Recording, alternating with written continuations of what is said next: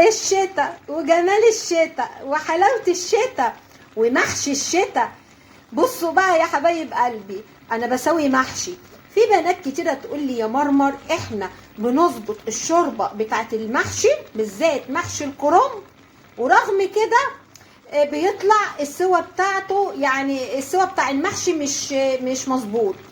لما تيجي تسقي المحشي لازما توسعي كده للشوربة تنزل من الجناب، زي ما انا بوسع بالمعلقة كده، شايفين؟ بوسع كده للشوربة تنزل من الجناب، شايفين؟ زي ما انتوا شايفين كده. وهجيب بقى كده الشوربة واشوف كده ايه محتاجة ان انا اسقي تاني. هسقي شوية صغيرين، شوية صغيرين.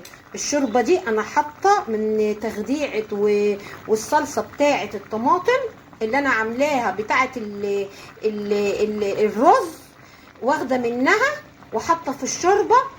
بتدي بقى لما بتيجي تسقي بيها الورق بتاعك بتاع الكرنب كده والمحشي، بيدي طعامة ما اقولكيش، بيبقى طعم طعامة.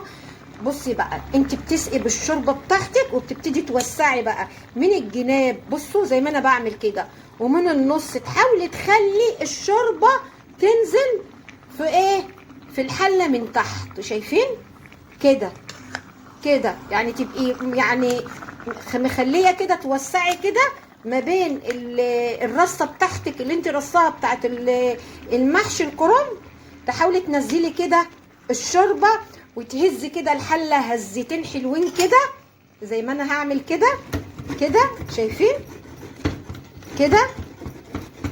وبعد كده بقى توسطني النار، ويعني تخلي النار يعني وسطانيها، وتغطي بقى الحله وتسيبها ايه بقى تاخد وتدي بشكل ودي مع بعضها كده.